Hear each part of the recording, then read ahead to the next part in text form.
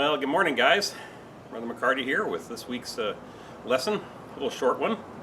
You probably read in the Book of Mormon this week when Jesus was preaching to the people. He quoted a guy named Malachi who had written something about turning the hearts of the fathers to the children and the children to the fathers. And that's where we in the church get the family history concept. Now, when you grow up, you will do all sorts of stuff where you actually get on your computer and learn names and dates and all that kind of stuff, but you're a little bit young for that right now. So let's concentrate on something else that you can do for family history, and that's get to know your grandparents and your uncles and aunts and cousins and anybody else that you have that's a member of your family. Get to know them, get to love them, spend time with them, and learn about them.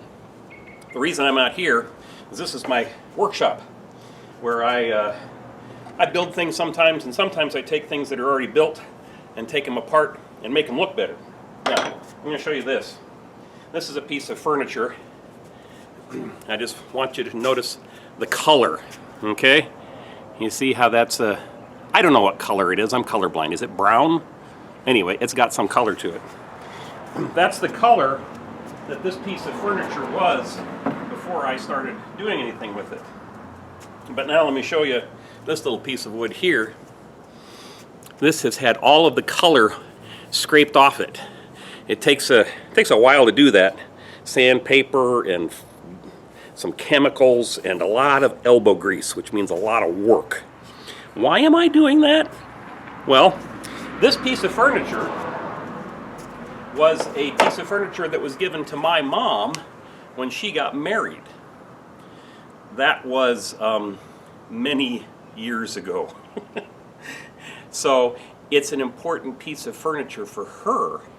So I am taking the time to take it all apart, make it look beautiful again, and then put it all back together, and she'll be able to enjoy that.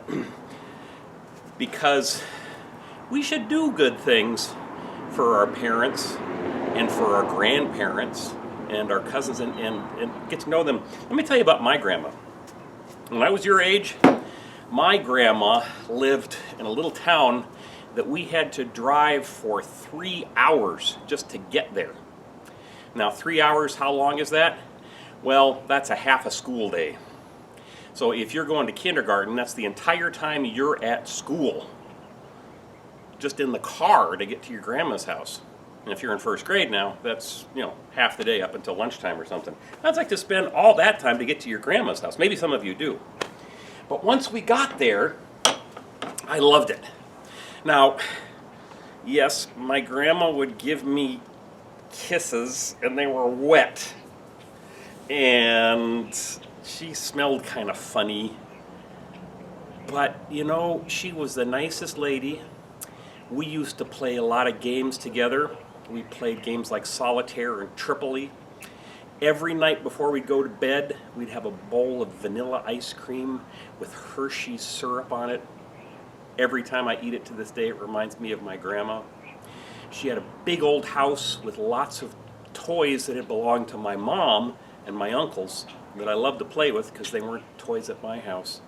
And she always cooked fabulous, fabulous meals. I have great memories of my grandma, but she died a long time ago.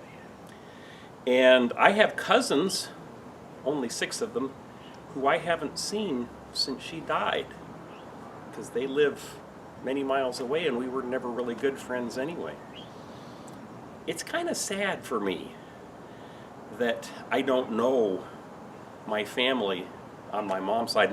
There is no family on my dad's side. He was the only kid in his family, and his mom died before I was even born, and my grandpa died when I was just a little small kid, so I never got to know them. So if you have grandmas and grandpas and cousins and uncles and aunts nearby, you might want to spend some time getting to know them better. Now, you don't have to spend time taking apart their furniture, but sometimes you have to do things that maybe you don't like right now, like getting wet kisses from your grandma, or maybe your uncle smells funny. Who knows?